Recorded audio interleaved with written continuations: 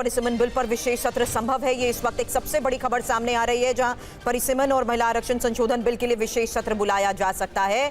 और परिसीमन बिल पर ही जिस तरीके से अब से थोड़ी देर पहले खबर सामने आ रही थी कि क्या किरण रिजिजू की राहुल गांधी से मुलाकात में इसको लेकर भी कोई बातचीत हुई है। हमारे सहयोगी से इसी को लेकर करूंगी आगे सवाल। उससे पहले बता दें 16, 17, 18 तारीख जब बताया जा रहा है कि अब परिसीमन बिल पर विशेष सत्र संभव है, और विशेष सत्र के प्रस्ताव को लेकर ये तारीख सामने आ रही है 16, 17 और 18 अगस्त, जब विशेष सत्र का ये प्रस्ताव। फिलहाल यही इस वक्त की सबसे बड़ी खबर हम आपको बता दें, जहां परिसीमन को देखते हुए ये सत्र बहुत महत्वपूर्ण भी है। लेकिन अब हमारे सहयोगी आनंद प्रकाश पांडे इस वक्त हमें ज्वाइन कर चुके हैं। आनंद, विशेष सत्र के इस प्रस्ताव को लेकर फिलहाल इस वक्त क्या खबर? देखिए, सरकार ने अपने सहयोगी दलों को भी बताया है और माना जा रहा है कि आज राहुल गांधी से जो मुलाकात हुई किरण रिजिजू की लगभग 50 मिनट चली थी, उसमें सरकार की तरफ से ये बताया गया है कि सरकार जो है 16, 17, 18 को संसद का विशेष सत्र बुलाना चाहती है ताकि परिसीमन बिल और महिला आरक्षण बिल को पारित कराया जा सके। जिसके जवाब में राहुल गांधी ने ये कहा कि वो कांग्रेस पार्टी के अंदर विपक्ष के दूसरे दलों से बात करके इस मामले में सरकार को अवगत कराएंगे।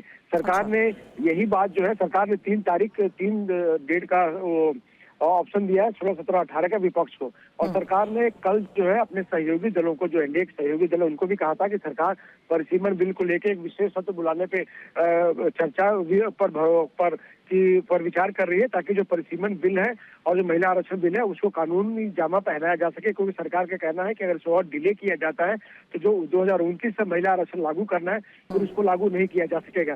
जिसके बाद सहयोगी दलों ने सरकार को कहा कि सहयोगी दल सरकार के साथ हैं, और विपक्ष की तरफ सरकार को ये कहा गया है कि हम आपको अपने बाकी दलों से बात करके बताएंगे। तो ऐसे में सरकार की अपनी पूरी तैयारी है। सरकार के लिए जो नंबर गठित सरकार जो था वो अपना दुरुस्त करना चाहती थी, 2/3 बहुमत चाहिए संविधान संशोधन विधेयक के लिए। तो ऐसे में सरकार को लग रहा है कि अब ये नंबर उसके पास पूरे हो चुके हैं। तो ऐसे में अब वो 15 अगस्त के बाद 3 दिन का विशेष सत्र बुलाने की तैयारी में है, जिसमें परिसीमन बिल को और जो महिला आरक्षण बिल है उसको कानूनी जामा पहनाया जाएगा। ठीक है आनंद, आप बता रहे हैं आज जो मुलाकात हुई थी किरण रिजिजू की राहुल गांधी के साथ, इसी मुलाकात में परिसीमन को देखते हुए इस प्रस्ताव के बारे में कांग्रेस से बातचीत की गई। इसी प्रस्ताव को लेकर, विशेष सत्र के इस प्रस्ताव को लेकर फिलहाल कांग्रेस का क्या रुख इस मुलाकात के बाद?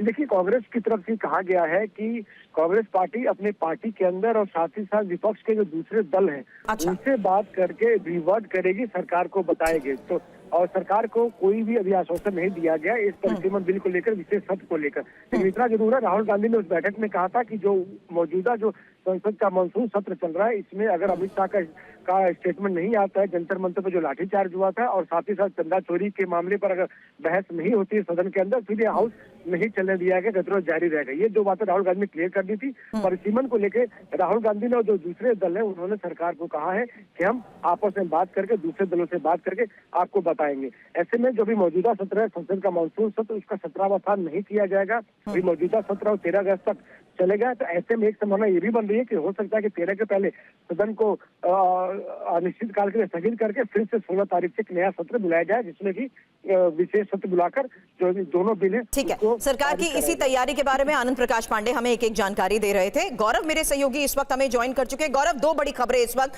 आनंद ने बताई। पहला, 13 अगस्त को मॉनसून सत्र खत्म हो रहा है, ऐसे में परिसीमन बिल को देखते हुए विशेष सत्र संभव है, जिसमें आगे तारीख बताई जा रही है 16, 17 और 18। और आज सुबह राहुल गांधी से हुई मुलाकात के बाद ये कांग्रेस को भी प्रस्ताव के बारे में बता दिया गया, जिन्होंने कहा कि आगे भी वो विपक्ष के साथ इसको लेकर चर्चा करेंगे, दूसरे दलों के साथ चर्चा करेंगे। अब इसी परिसीमन बिल को देखते हुए सरकार की तैयारी के बारे में फिलहाल क्या जानकारी गौरव? देखिए, सरकार, आपको मालूम है इससे पहले भी महिला बिल जब वहाँ पर पास कराया गया था, उसके बाद जब परिसीमन बिल लेकर आई थी तो विपक्ष ने कहा था कि परिसीमन बिल लाकर आप जो दूसरी विपक्षी पार्टियां हैं, खासकर जो साउथ की पार्टियां हैं, उनका ये तर्क था कि उनके हक के साथ वहाँ पर नाइंसाफी होगी, और वो जो उत्तर भारत की पार्टियां हैं जहाँ पर बीजेपी का ज़्यादा होल्ड है, वहाँ पर उनको ज़्यादा ताकत मिल जाएगी, इसलिए वो वहाँ पर लगातार परिसीमन बिल का विरोध कर रहे थे। इसी को लेकर विपक्ष का तर्क था कि आप महिला आरक्षण लागू करना चाहते हैं तो मौजूदा व्यवस्था में लागू कर दीजिए, जो देश की लोक संसद में और राज्यों की विधानसभाओं में लागू करना है आरक्षण, और इसके लिए आपको परिसीमन बिल की जरूरत नहीं है। लेकिन इसको लेकर आपको मालूम है कि संसद में काफी तीखी बहस भी हुई थी और ये कहा था खुद गृह मंत्री ने संसद में कि अगर आप कहते हैं तैयार हैं तो मैं 2 घंटे के अंदर लिखकर बिल को देने के लिए तैयार हूं कि 50% सीटें हर राज्य में बढ़ेंगी। अब क्योंकि आपको मालूम है कि मानसून सत्र बिल्कुल नहीं चल पा रहा है, पहले विपक्ष ने शिक्षा मंत्री धर्मेंद्र प्रधान के इस्तीफे को लेकर वहां पर हंगामा किया, उसके बाद उन्होंने चढ़ावा चोरी को लेकर, उसके बाद छात्रों की हिंसा को लेकर तमाम वो, और आज तो जम्मू कश्मीर को पूर्ण राज्य का दर्जा देने की मांग भी उन्होंने इसमें जोड़ी है। तो उनकी मांगे लगातार बढ़ती जा रही हैं और विपक्ष बहुत अग्रेसिव है। सरकार लगातार विपक्ष को मनाने की कोशिश कर रही है लेकिन काम नहीं हो पा रहा। इनफैक्ट परिसीमन और महिला आरक्षण गौरव, आपने सही कहा, तीसरा सप्ताह है, लगातार हंगामे की वजह से कार्रवाई नहीं चल पा रही है। फिलहाल अब सीधा सदन का ही रुख करते हैं। संसद की कार्रवाई एक बार फिर से शुरू हो चुकी है।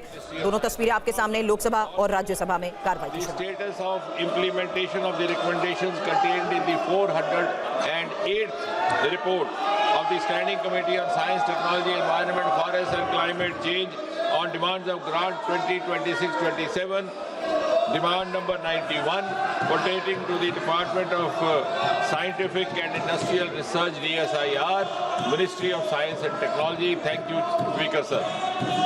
Thank you. Item number 14, Shri B.L. Verma ji.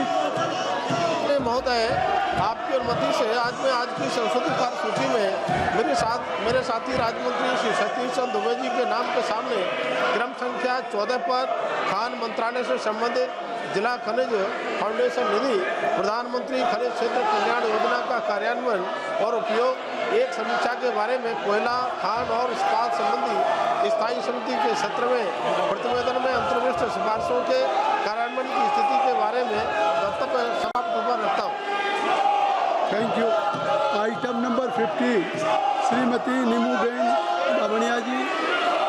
माननीय अध्यक्ष महोदय, मैं आज की संशोधित कार्य सूची में क्रम संख्या 15, 1 और 2 पर अपने नाम के समक्ष सूचीबद्ध विवरण जो खाद्य व सार्वजनिक वितरण विभाग